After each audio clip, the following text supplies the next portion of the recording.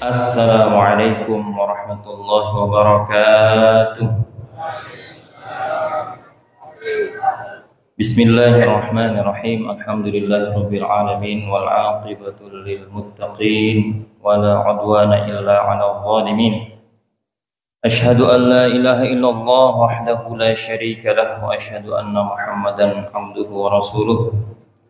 Allahumma shalli wa sallim wa barik ala sayyidina Muhammadin wa ala alihi wa sahbihi wa man tabi'ahum bi ihsanin ila yaumiddin. Amma ba'd. Bapak-bapak, ibu-ibu, hadirin jamaah yang dimuliakan Allah Subhanahu wa taala. Kita bersyukur pada Allah Subhanahu wa taala di hari ini, di malam hari ini, malam yang ke-8 ya. Senantiasa Allah berikan kita nikmat iman, Islam, sehat walafiat, dan diberikan taufik untuk hadir dalam sholat tarawih berjamaah. Hadirin dimuliakan Allah Subhanahu wa taala, tema yang saya dapatkan pada malam hari ini adalah mengenai menjaga lisan, hati, dan menyebarkan kebaikan. Puasa menurut pengertian fikih yang kita pahami bersama adalah al-imsaku 'anil muftirat min tulu'il fajri tsani ila ghurubi syamsi biniyatin. Puasa itu adalah menahan diri dari segala yang membatalkan, mulai dari terbitnya fajar tsani, fajar kedua, fajar shadiq, maksudnya subuh ya, sampai terbenamnya matahari maghrib dengan niat. Ini adalah pengertian puasa dari segi fikih ya.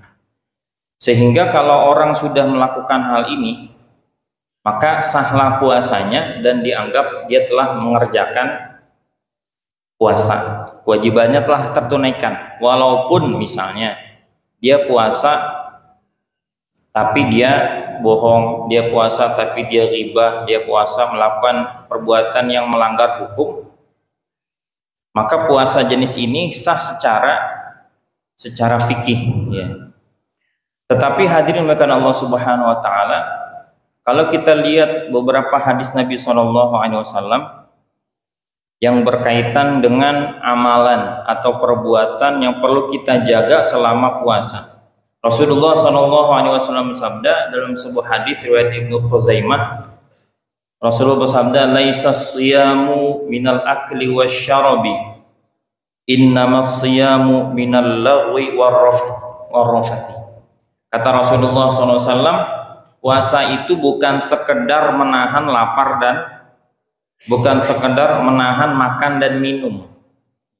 Kata Rasulullah, sungguhnya puasa itu selain menahan makan dan minum, juga menahan dari perkara yang sia-sia dan perkara yang cabul, yang kotor. Allahu warrafathu.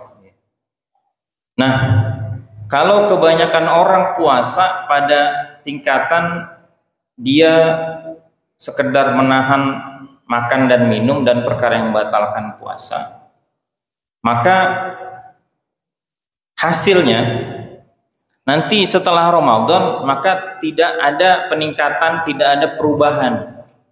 Karena puasa ya puasa tapi bohong jalan terus. Puasa ya puasa tapi ghibah ya. Perbuatan buruk yang lainnya tetap dikerjain. Padahal kata Rasulullah SAW, kalau sekedar nahan lapar dan haus saja itu belum dianggap puasa. Puasa yang hakiki yang sebenarnya adalah selain nahan lapar dan haus, dia juga menahan mulutnya dan perbuatannya. Yang pertama dari perbuatan al-lagwu. Lahu di sini kalau menurut ulama adalah, kata Al-Imam Nawawi, al-kalam alladzi la khaira fihi wa la faidah. Perkataan yang enggak ada kebaikan di dalamnya dan enggak ada faedahnya sama sekali. Atau sebagian lagi menyebutkan nggak ada keuntungan dunia maupun akhirat, termasuk di dalamnya adalah perbuatan maksiat yang haram, itu masuk ke dalam sini. Orang yang nggak ada faedahnya aja nggak boleh, apalagi perbuatan haram nggak boleh, seperti ghibah, namimah, adu domba dan yang lainnya. Kemudian juga dia meninggalkan perbuatan ar-rafath, ya, bicara kotor, Pak, bicara cabul, ya, atau segala yang tidak pantas bagi orang Islam. Sungguh mengagetkan, Pak, ketika saya membaca berita online pada tahun 2020, Microsoft telah merilis hasil survei dari 32 negara. Indonesia itu ranking keempat. Bagus nggak ranking keempat? Bagus ya. Tapi tergantung ya. Ranking keempat apa ini? Ranking keempat, netizen paling kagak sopan. Ya. Kata kalau terkenal nih, Pak, kalau Indonesia itu, kalau orang-orang bule datang ke Indonesia, orang Indonesia ramah, sopan, friendly gitu ya. Terus nanti ada yang komentar, ya kalau offline friendly katanya, sopan, tapi kalau online barbar. Ya, bayangkan, Pak, kalau ada orang yang tidak sependapat dengan dia, walaupun itu yang di ceramah itu gelarnya udah doktor, profesor, pasti dibilang goblok, bego, nauzubillah. Ini orang Indonesia ini. Omongannya kagak disaring, Pak. Kalau di medsos, ya. Kalau langsung mana ada yang berani begitu. Nah, termasuk perkataan adalah tulisan zaman sekarang nih, medsos, nulis, ya. Maka akhirnya pemerintah sekarang lebih ketat memfilter, ya, komentar-komentar di medsos itu. Kalau ada tulisan misalnya bodoh gitu ya, itu langsung dihapus itu, ya. Tulisan-tulisan yang jelek-jelek itu untuk apa? Untuk jaga image sebetulnya. Tapi hadirin bukan Allah Subhanahu wa taala, sepatutnya Indonesia yang mayoritas orang Islam itu kita harus istighfar. Kenapa? Jadi kalau baik di luar, buruk di dalam, itu namanya apa itu? Di luarnya baik, dalamnya tapi kalau di luar baik, kalau di dalam itu gedek musuhin. Ya, itu kayak sifat orang munafik, Pak. Orang munafik itu, ya, orang munafik yang sungguhan ini, yang musuhin Islam, di depan Rasulullah dan para sahabat kayaknya orang taat gitu ya. Tapi ketika di luar itu, wah, ngomongin jelek-jelekin. Itu sifat orang munafik. Kalaulah ada sifat itu dalam diri kita, banyak istighfar. Rasulullah SAW bersabda, "Idza kana yaumu shaumi ahadikum fala yarfus wala yajhal wala yaskhab." Kalau jika kalian berpuasa, di hari kalian berpuasa, maka janganlah berkata kotor, janganlah berkata cabul, janganlah berbuat bodoh. Kemudian idza sabaka rajulun aw qatalaka faqul ana shaimun. Kalau ada orang yang nyaci maki, ada orang yang ngajak ribut, ngajak berantem, maka kita ngapain? Kita ladenin, ya. Lu jual gue beli, bukan. Kita katakan saya puasa, begitu anjurannya, ya. Nah, kan hadisnya kata Rasulullah, jika kalian berpuasa, berarti kalau nggak lagi puasa boleh nggak, Pak? Kan hadisnya jika kalian berpuasa, ya, jangan berkata kotor, jangan berkata cabul, ya. Berarti kalau lagi nggak puasa boleh nggak? Boleh? Nggak boleh. Yang benar yang mana nih? Ya, nggak boleh. Jadi kenapa Rasulullah bilangnya kalau lagi puasa jangan berkata kotor? Jadi seakan-akan orang tuh mikir, lah kalau nggak puasa boleh dong.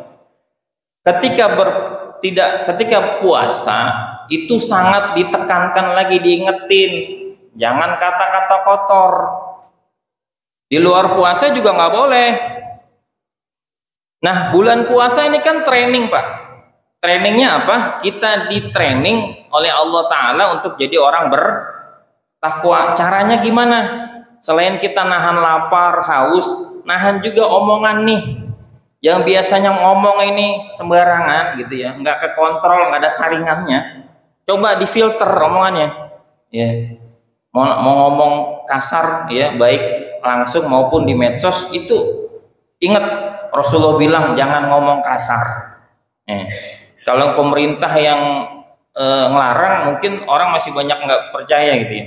Tapi kita punya nabi nih, nabi ngelarang. Woi, kalau kamu puasa jangan ngomong kasar, jangan ngomong cabul. Ya, nanti di akhirat itu ditanya. Ya.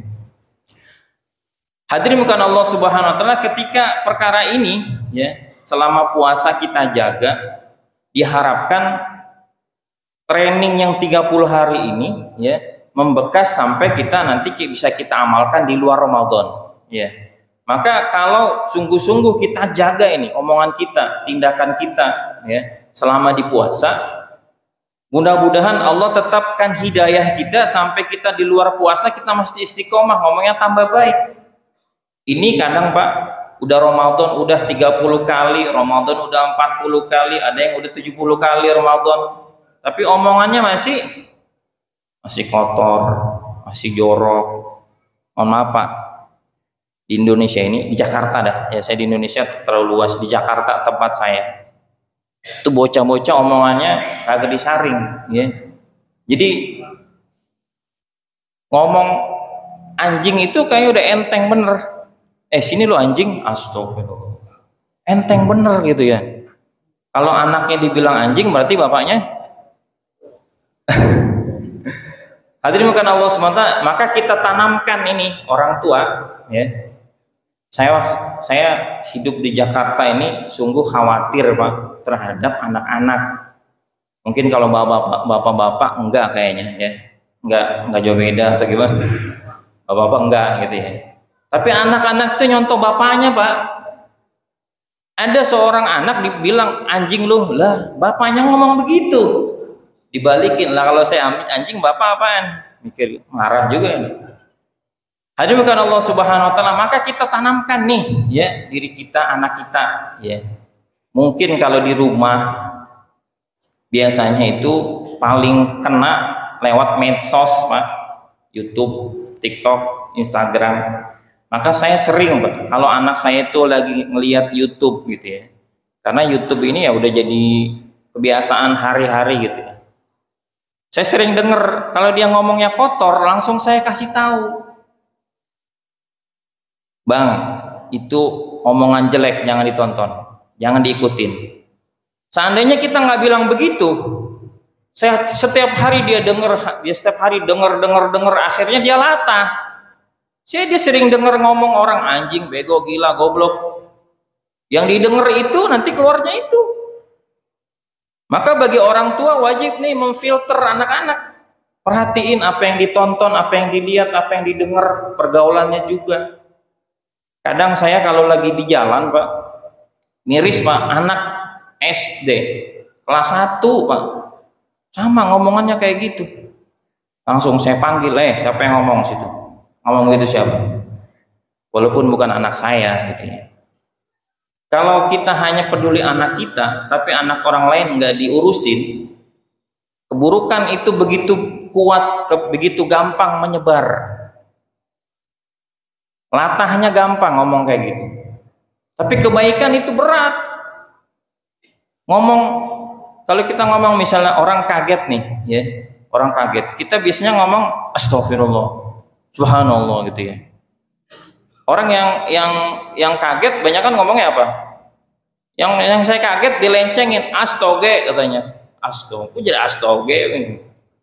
Masih mendingan astoge, dibilang bujuk buset gitu ya. Ini kebiasaan yang buruk, maka kita mulai Pak dari diri kita, keluarga kita, masyarakat kita biasakan bicara-bicara yang baik. Ini kan maksudnya apa sih namanya? At-thayyibah ya. Biasakan kalimat thayyibah, omongan yang baik anak-anak kita, ya, lingkungan kita. kalau kita sudah mulai dari lingkungan kita, anak-anak kita, keluarga kita, setiap individu begitu, maka insya Allah kedepannya mungkin 10 tahun, 20 tahun kemudian peringkat 4 itu akan turun ya, jadi peringkat keberapa gitu, 100 ya. Jadilah orang-orang Indonesia kata-katanya baik, keluarnya ucapannya ucapan yang baik, ucapan-ucapan yang mendoakan. Mudah-mudahan sedikit dari saya bermanfaat bagi diri saya dan jamaah sekalian. Wabillahi taufiq wal hidayah. Assalamualaikum warahmatullahi wabarakatuh.